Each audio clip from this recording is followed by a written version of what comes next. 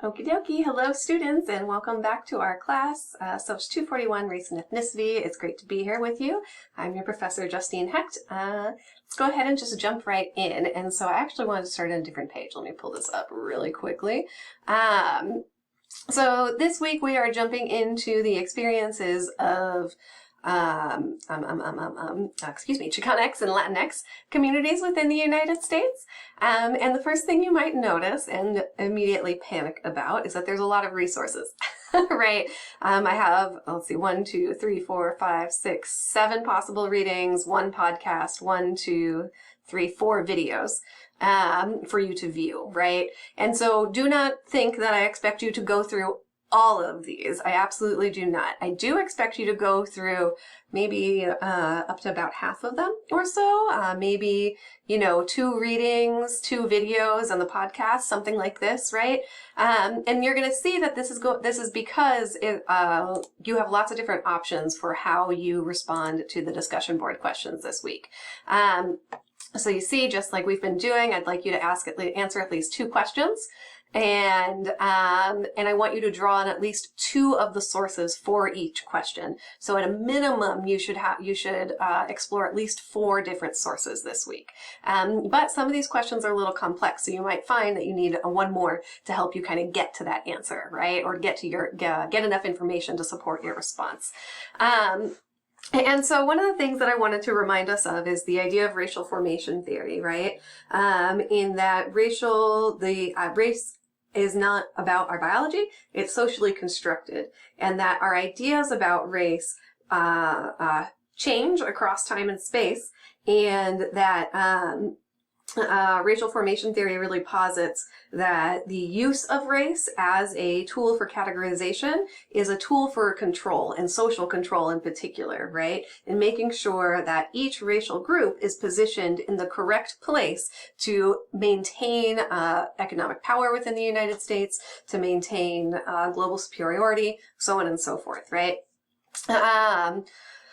To contribute to the functioning of society, all of those things, right? And so what you're these resources this week are going to help you to think through that lens, essentially, right? We're using these resources to kind of apply racial formation theory.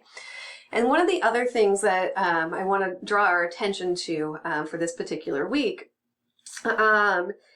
it's just kind of the way that we've been talking about race so far. So a quick little review. We've talked about how at the beginning of the formation of the United States, when we read Cedric Robinson's article, Coming Home to America, we learned that the experience of freedom within the United States during the, moving towards the American Revolution was very different and very dependent upon the unfreedom of other groups, and in particular, Black people, African Americans, and indigenous communities. As we moved in, right, and so that the freedom of the founding fathers, right, remember who are all folks who did own slaves, their wealth was built from their plantations that were worked by their enslaved people. When they talk about individuals, right, every man has the right to life, liberty, and the pursuit of happiness, all of this kind of rhetoric, right, we start to see that when they are thinking about humans and they're thinking about men, they are thinking about a very particular version of masculinity and of who counts as human and who does not. And we see that the freedom that they kind of create through the United States Constitution is dependent upon the unfreedom of others. So for example, the Fugitive Slave Act that was written into the United States Constitution after the Civil War is a great example of this. In which, or not after the Civil War, before the Civil War, after the American Revolution, the Fugitive Slave Act basically stated that slavery would be, the Constitution stated that slavery would be, held down in the South and not be able to spread to the North. And so the North was free and the South had slavery. And so the Fugitive Slave Act said that any Black person who escaped slavery to the North meant people in the North were required to seek out that enslaved person and return them to the South. This is actually where the evolution of modern policing comes from, is from the history of slave catching, right? And so we can see, right, that in order for the elites in this time period to be free, they reinstated and reproduced the enslavement of Black people, even in the North where slavery was abolished, or was not abolished, that's not the right term, was not allowed, essentially, right? So why am I talking about Blackness, though, and slavery when we're talking about Chicano and Latinx experiences? Because this experience of slavery, right, is what starts to shape the categories of race within the United States and starts to shape how racial identities will form in relationship to Blackness specifically. So imagine, you are a Irish migrant, you are a Mexican migrant, and you come to the United States in 1835, for example. 1835, we still have slavery. You come here and you see the way in which Black people are treated, and you see the way in which slavery is limited to Black people. You notice, too, that you're poor yourself, and that some of the experiences that you have are similar to the experiences that enslaved people have. Not having enough to eat, not having, established shelter, not, maybe you had to leave your family behind when you migrated, and for Black folks, their families were sold off. So you notice that there's some similarities, but you also notice that there's some differences and that you are not enslaved.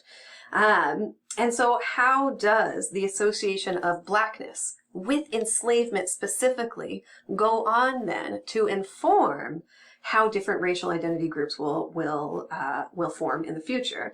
Because we had, on the one hand, Blackness meant enslaved, and on the other hand, whiteness meant free, right? That you might be poor, super, super poor, as we learned when we were looking at whiteness last week, but you still, at least were not Black, at least were not a slave, and so at least you could claim a little bit of superiority, even over the most well-off Black person, as we were talking about with the wages of whiteness. And so we see this racial dichotomy in which Blackness is at the bottom and whiteness is at the top. That starts to inform how all these other groups will fit in to the racial hierarchy in the United States. When we're looking at the experience of Latinx communities within the U.S. and the formation of Latinx identity, as a group, as a racial group that didn't always exist, right? We're looking at how different groups are navigating that boundary between freedom and unfreedom that is informed by racial dynamics, right? And so what I want you to take away from this, or I hope you'll take away from this, is that race and our ideas about race form in relationship to the social meanings we've applied to different racial groups. This is about power. It's always about power. And it's about the organization of society, the power to organize society for economic distribution, for social control, so on and so forth, right? As I mentioned, Latinos as a racial group did not exist until the I think my notes say 1980s, but Dr. Laura Gomez will talk about that in her video too, so apologies if I got that year wrong. When we added a category to the U.S. Census to identify as white and Hispanic or non-white and Hispanic. And so we start to see that a new group is starting to form in the United States. And right now, actually, they're debating whether or not to add Latino to the census as its own independent racial group, separate from choosing an ethnicity of white Hispanic or non-white Hispanic, or neither. Okay, so I think that is what I want to say to you all today, yes. So remember, you are not expected to read every single resource in this week's learning materials. You're more than welcome to. I totally encourage it. I think that's fantastic if you want to, of course, right? It's excellent information. But I also understand we're very, very busy. So I want you to remember that you should use probably at least 4 of these sources to help you respond to 2 of the questions. I say choose the questions that sound most interesting to you. Don't choose something just because it's easy. That doesn't mean you're going to answer it well, right? Choose something that is compelling so that you are invested in what you're doing, right? Yeah, I think I'm interested to see how you guys will respond this week. There was one other thing. Oh, I wanted to remind you too that your textbook is also a source that you can use. So if you're going through these sources and you're like, these are not helping me, I think they should, but if they're not, remember, go back to your textbook too. Some of these questions have come from things talked about in your textbook, particularly the question on, let me go back here. Where where'd it go? Yeah, this question on how is Latinx justice also gender and sexuality justice?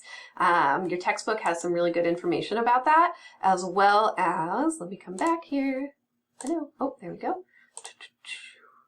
As well as this one, Women Lead with Loving Resistance Against Border Violence and Militarization in South New Mexico, Southern New Mexico. And this one, Gloria Anzaldúa and her discussion on mestiza consciousness, okay? In terms of, I want to draw your attention just to some of the pieces that are going to get at class dynamics, the intersections of race and class dynamics in Latinx communities as they shape U.S. policy, because that's not always as obvious here. So this article, this short article here, The Enduring Disposability of Latinx Workers, is going to talk about the experience of Latinx workers during COVID. This one right here, Democracy Now! Decade of Betrayal, is going to talk about something called Operation Wetback, and the deportation of Mexican migrants in the United States, and during, I want to say World War II, but don't quote me on that exactly. Maybe after World War II. Around there. And this one right here too will help you with any kind of class discussions, class and race discussions. Meet the undocumented field workers of Coachella. And so you may be familiar with the Coachella Valley Music Festival, in which, you know, thousands and thousands and thousands of people pour into Coachella Valley in California. It's about 3 hours from here, west of here.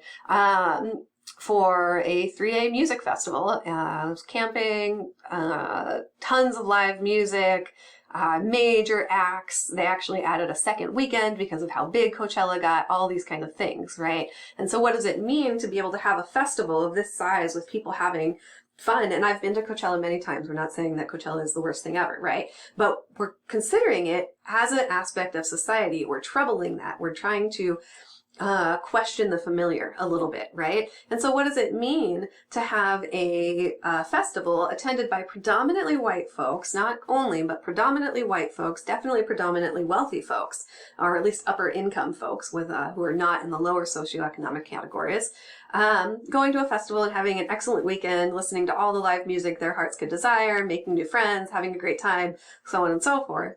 In contrast to the Latinx workers in the fields that cannot afford to go to such a thing, right? Not only can they not afford to go to such a thing, undocumented status might make that particularly dangerous, dealing with security and all of those different things, right? So we want to think about these kind of issues. Okay, I think that's all I got for you today. Yeah, that's it. I'm around if you need anything. Of course, post any questions you may have in the community forum or reach out to me as well. And I will see you all next week. Take care, everybody.